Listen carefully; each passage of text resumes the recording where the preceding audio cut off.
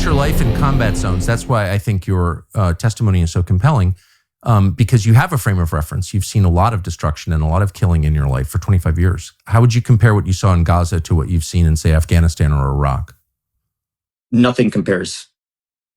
Nothing I have seen in Iraq, in Afghanistan, in Baghdad, in Mosul, Sadr City, all throughout Afghanistan, Syria, the southern Philippines, some places where there's dense populations.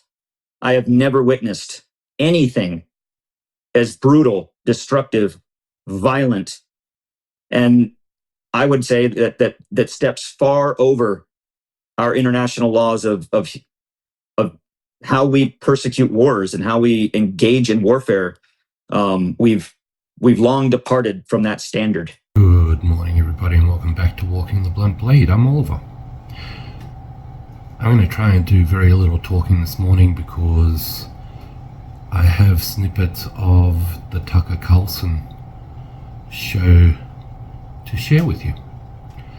I'll leave a link in the description for the full 2 hours, which is pretty intense.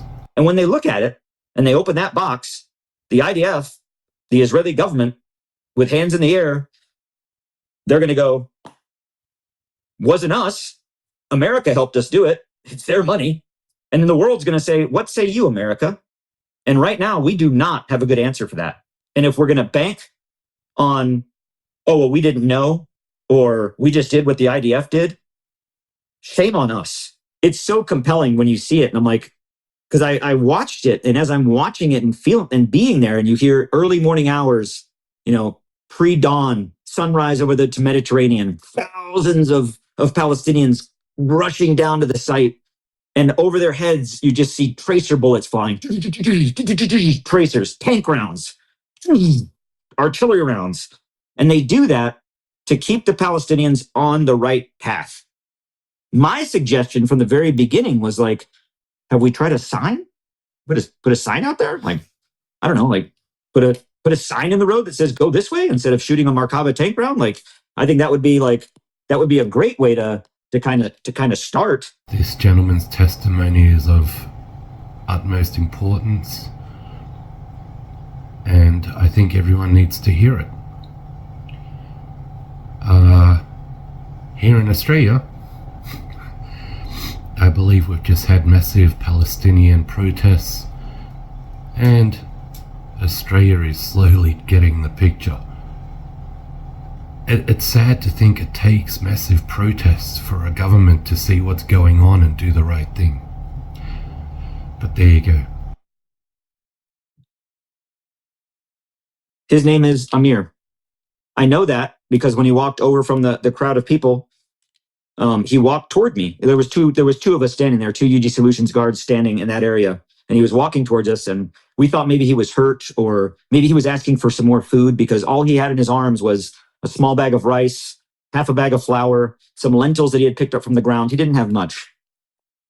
And we thought maybe he was asking for more food, or maybe he was hurt. And we notioned him over, and he came up and he extends his right hand at us. And so I kind of walked up to him and waved him over. And the guy standing next to me, this young boy, holds his hand and he kisses it. And then he comes to me and he holds my hand and he kisses it. In Arab culture, that is a very significant sign of respect. That's not something that should be taken lightly, or something that should be, that's a big sign of respect. And we were taken aback by that. The gentleman that was standing next to me was also a military veteran, combat veteran. So he's been to Afghanistan, Iraq, and he was moved by it. He was touched. I was touched. And as he was standing there, we were both looking at him, and he was very emaciated. He had no shoes on. His pants were tattered. He had a kind of a rope or string holding his pants up. Filthy. Probably hasn't bathed in months. Probably hasn't eaten in days. And oh, by the way, when they walk 8 to 12 kilometers to get to these sites, the Gaza Humanitarian Foundation mechanism provides no water. Zero. Not a single bottle. Because it's too expensive. Distributing water weighs so much that it breaks down the profit per cost per truck. That's a fact. Because I asked why, and I was given a lesson in it. This is why. It's too expensive. So we give them no water. All of their food, by the way, requires water to cook it. rice, lentils, beans, flour. You gotta have water. So what we're giving them, I don't know how they're eating it, but he's standing there, and I put my arm on his left shoulder, and I look at him, and I can feel the bones in his shoulder. I can feel the weakness in his arm. I can feel the vulnerability. I can feel the desperation. And I look at him, and I got down on my knees, or I'm looking at him in the eyes. And then I say to him, I said, people care. America cares. You're not going to be forgotten. People in the world care. And he doesn't speak English, and I don't speak Arabic. But the connection we had in looking at each other, he felt for the first time in a long time that there was someone that cared. And I got down on a knee, and he came to his level, and the items he had in his hand, he sets them down on the ground. And he raises his hands, and they're small, fragile. You can see bones sticking, just the bones through the skin. And he places his hands on my face, and he kissed me. And he looked at me in the eyes, and he says, thank you. He said it in English. Thank you. Like, people are starving in Gaza. People are dying in Gaza. These children that are starving and dying, these children, they look like everyday Americans. This child is picking up noodles off the ground with his bare hands because there was no food left. So he's picking up noodles to put into his backpack. Amir goes back to the main group, and he goes out the exit. We had a very strict protocol that they come in a certain way, get the aid, and then they go out a certain way. From the way they came in, it takes them back to the way they came in. The exit takes them back that same way. So they enter from the Morag corridor, they go south, they go through the station, they exit, and they go north to the Morag corridor. So coming in and going out, they're tied right back into the active combat zone. Site number 2 particularly is a little bit different than the other sites because it's in between site 1 and 2. And there's an IDF combat outpost just off the corner of SDS 2.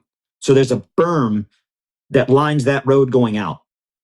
So if people are leaving the exit and someone is on the east side of the berm shooting into the crowd over here, you can't see what's on the other side of that berm because of the obscuration, the field of fire. So the IDF are shooting at the crowd that's leaving. As the crowd left and they would hit the Morag corridor to go west, the IDF would shoot at them, shoot at their feet, shoot over their head. We would shoot at them, shoot at their feet, shoot over their head, shoot into the air. And the bullets start hitting off the ground. There's video of this. It's on the BBC video. Hitting off the ground, see dirt flying up. And I was still on the site. I was below the berm. It was the second time we had done distribution. So when I heard the gunfire kick off, the automatic machine gun fire, I thought we were under attack. I thought something had happened. So I ran up to the southern berm and I laid down to take cover. I'm observing and I'm looking, and I see the shooting keep going on, like just the rap and Palestinians dropping on the side of the road. So Amir didn't make it home. He walked 12 kilometers to get some food, picked up scraps off the ground, because that's all that was left, because the 8-minute mayhem took all of the food. And by the time he got there, walking with no shoes, hungry and tired, the only thing left for him was to pick up some remnants off the ground. And when he left, he was killed by the IDF.